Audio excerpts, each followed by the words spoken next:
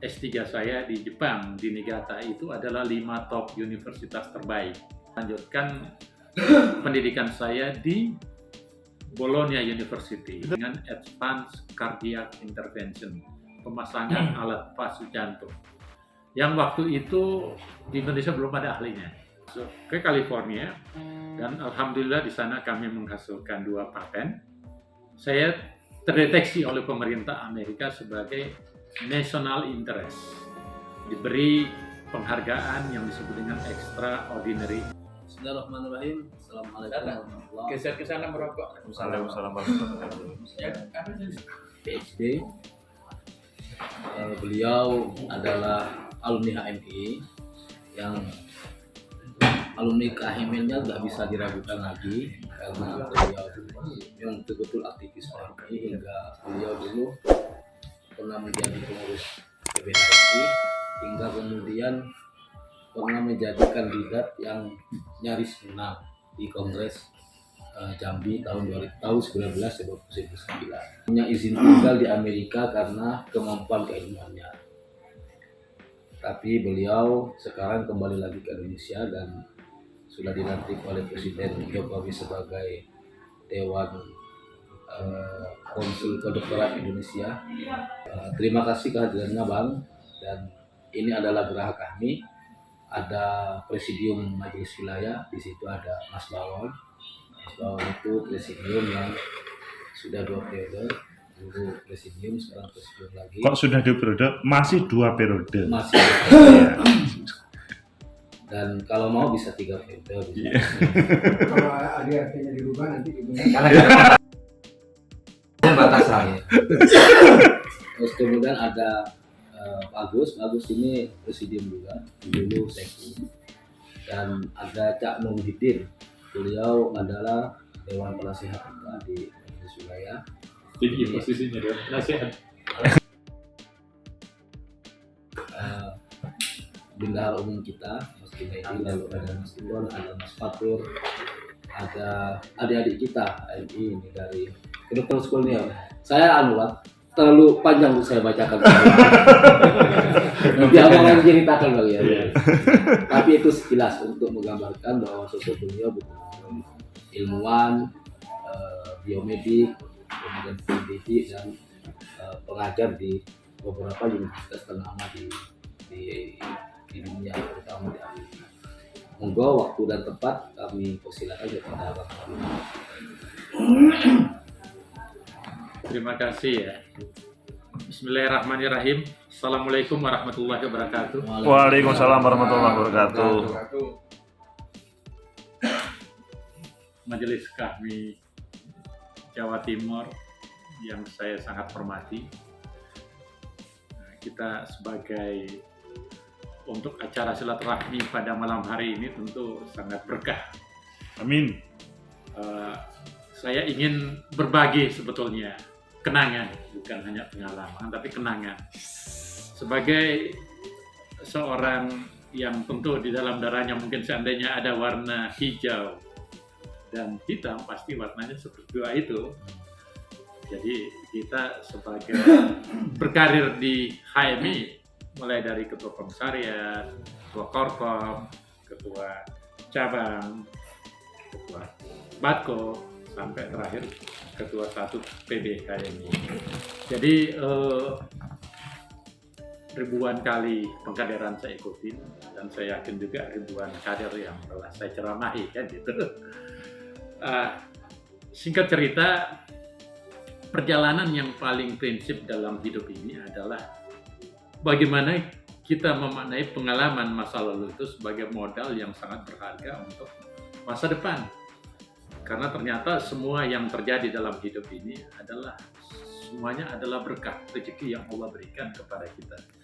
Nah, kita mulai secara singkat motivasi untuk bagaimana saya dicalonkan jadi ketua umum PBHMI waktu kongres di Jambi tahun 1999 pada pasca reformasi. Itu adalah posisi strategis dalam konteks melihat suatu, kalau bangsa ini sudah melakukan reformasi, tentu HMI juga yang pada saat itu mengalami berbagai macam prinsip-prinsip yang sudah saatnya juga melakukan reformasi.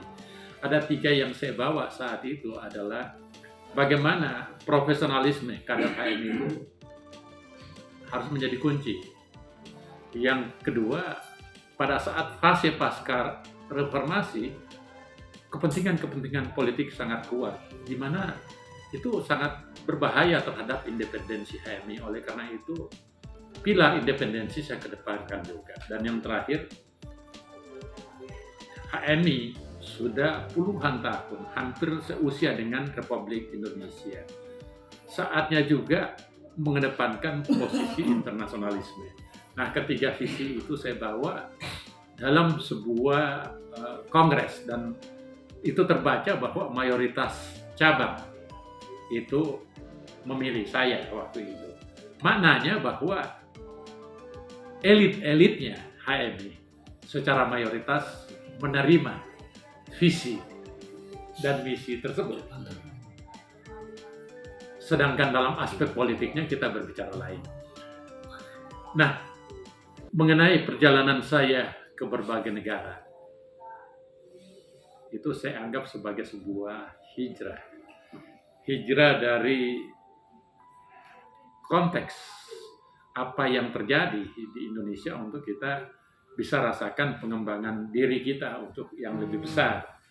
Dan saya mulai setelah lulus Fakultas Kedokteran di Unhas, kemudian saya lanjut pendidikan farmakologi di Fakultas Kedokteran Universitas Indonesia. Ini salah satu titik yang sangat menarik, karena pada fase itu hampir tidak ada dokter aktivis HMI yang milih ilmu yang sangat molekuler, yang seperti biomedik atau farmakologi. Saya merupakan aktivis besar PBHMI yang memilih ilmu yang sangat jelimet tersebut, dan saya mampu lulus. Biasanya kan teman-teman di HMI nggak belinya kesehatan masyarakat, manajemen dan sebagainya, saya ambil yang sangat molekuler. Dan setelah itu saya konsisten dengan ilmu itu, melanjutkan pendidikan. S3 saya di Jepang, di Niigata, itu adalah 5 top universitas terbaik di Jepang, dan dia masuk world class university. Saya lulus, mendapatkan beasiswa Mombuka Gakuso dengan bersaing 3.000 kandidat, dan cuma 30 orang yang lulus. Nomor urut saya cuma nomor urut 19, terbaik dari 3.000 itu. 1%. Iya, 1%, saya termasuk 1% top, dan diberi suatu kemuliaan untuk melanjutkan pendidikan PhD atau S3 di Jepang. Karena saya sangat haus dengan ilmu, saya juga melanjutkan pendidikan spesialisasi saya di sana. Tapi spesialisasinya harus berbahasa Jepang, maka saya paksa diri saya belajar bahasa Jepang. Ya kan? Dengan konteks seperti itulah, maka ternyata saya mampu menyelesaikan pendidikan double degree sebagai seorang PhD dengan temuan saya yang sangat prinsip yang disebut dengan terapi genetik atau gene therapy and cell therapy. Itu ilmuwan pertama dari Indonesia yang bisa menemukan itu, yaitu bagaimana pengobatan penyakit genetik yang kita sebut dengan kelainan jantung bawaan bisa diterapi. Kelainan Jantung bawaan, kelainan kongenital yang sangat dahsyat karena penyakit ini banyak membunuh orang. Dan saya menemukan dengan inti persoalannya, dan saya publish di jurnal yang sangat top yang disebut dengan Circulation Journal. Itu kayak kitab sucinya para ahli jantung. Jadi lepas dari situ, saya belum balik ke Indonesia. Saya melanjutkan pendidikan saya di Bologna University. Itu tahun berapa? Itu tahun 2007. Bologna itu Italia. 2007. Italia. Bologna. Iya. Jadi tuntas dari Jepang, saya lanjut ke Italia. Bologna University itu, istilah alma mater itu asalnya dari sini, karena kampus ini sudah berusia 1000 tahun. Kalau dari luar kita lihat kuno, kalau kita dalam dia sangat modern. Dan saya memperdalam di situ yang disebut dengan Advanced Cardiac Intervention, pemasangan alat pasu jantung. Yang waktu itu di Indonesia belum ada ahlinya. Oke. Dan saya mampu mendapatkan sertifikat ahli di bidang itu.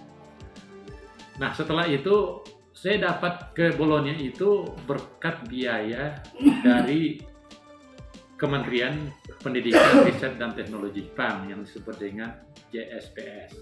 Besar sekali. Itu 500.000 yen per bulan. Itu kalau di Indonesia kan waktu itu beasiswa saya sendiri waktu di Jepang itu 250.000 per bulan. Iya kan? Iya, betul. Nah, terus dapat JSPS tambah 500.000. Nah, itu 700.000. iya. Jadi 750.000 per bulan itu sangat besar. Karena pembiayaan dari negeri Jepang itu. Yen. Nah, saya melanjutkan di situ sebagai universitas yang sangat terkenal karena istilah alma mater itu sendiri berasal dari situ. Jadi 150 yen itu berapa kira-kira? Supaya 75 juta. teman-teman tertarik. 1 bulan. Itu 1 bulan nggak teman-teman? Iya. Iya. Satu yennya kurs kurang lebih 120. ya 120 dikalikan aja. Berarti kurang lebih sekitar 85 juta 85 juta. bulan. Waktu itu tahun 2000-an kan, itu besar kan? Kurs. Itulah yang saya dapat. Jadi saya seorang mahasiswa, ya. tetapi penghasilan saya sangat besar karena ada sebuah keterampilan yang saya bawa. Setelah itu saya balik ke Jepang dan dari Jepang saya mendapatkan lagi 200 apply ke Amerika untuk meneliti hubungan antara pusat tremor jantung ini dengan bagaimana dia bisa bekerja sendiri, tentu hubungannya dengan sistem saraf. Maka saya masuk ke pusat neuroscience dunia yang namanya University of California. Saya mengapply lewat NIH, National Institute of Health, yang disebut dengan R27. Itu kita dikasih $250.000. $250 itu untuk biaya hidup saja. Biaya riset dan sebagainya akan ditanggung. Dan akhirnya saya masuk ke California dan alhamdulillah di sana kami menghasilkan 2 paten. Proses itu yang membuat pemerintah Amerika dengan publikasi lebih dari 100, artinya karya ilmiah yang 5 kali publish di top nomor 1-nya jurnal yang disebut dengan Nature, tempat para penerima Nobel. Dan berdasarkan itulah maka saya terdeteksi oleh pemerintah Amerika sebagai national interest, diberi penghargaan yang disebut dengan extraordinary ability person. Cuma 1% orang jenius dan saya mendapatkan itu. Apa itu maksudnya? Itu termasuk award untuk bisa tinggal di Amerika untuk selamanya, semacam warga. Kehormatan. Nah, jadi saya sekarang pulang pergi Amerika tidak perlu lagi pakai visa dan sebagainya. Dan setelah itu setiap tahun saya diminta untuk pindah warga negara, tapi karena hijau hitam membuat saya tidak tergiur. Walaupun sangat banyak fasilitas sebagai warga negara, termasuk bisa mencalonkan diri menjadi anggota DPR, menjadi menteri dan sebagainya Di Amerika. di Amerika. Nah, singkat cerita, di Amerika saya melakukan sebuah riset yang sangat prinsip bagi kehidupan manusia yang kita sebut dengan ilmu neuroscience. Dan karena ini adalah forum HMI, di antara berbagai macam riset penemuan kami itu saya ingin berbagi salah satu ilmu yang sangat penting, yaitu kombinasi tentang ilmu kedokteran, ilmu tentang otak, dan ilmu kepemimpinan yang kita sebut dengan neuroleadership. Ilmu neuroleadership itu salah satu karya kami publish di apa yang disebut dengan Progress of Neuroscience, dan publish juga termasuk uraian kami tentang pemikiran-pemikiran Cak Nurholis Majid, kecintaannya terhadap ilmu, kecintaannya terhadap independensi dan sebagainya. Jadi ini sudah publish. Kita punya karya yang tentang Cak Nur, nanti saya share. Nah, Apa itu neuroleadership? Secara prinsip, ilmu neuroscience itu adalah ilmu yang belajar tentang otak manusia. Neuro artinya neuron, sel saraf. Science adalah ilmu. Jadi neuroscience adalah ilmu yang mempelajari tentang sel-sel otak. Intinya tentang otak itu sendiri. Nah, saya teringat sebuah ayat di dalam Al-Quran yang mengatakan wa iskala rabbuka lil malaikati inni ja'ilun fil ardi khalifah. Itu surat Al-Baqarah ayat 30 hingga akhir ayatnya. Tapi ayat ini sangat jelas mengatakan, dan ingatlah ketika kami, Allah mengatakan, menjadikan manusia sebagai khalifah fil ardh.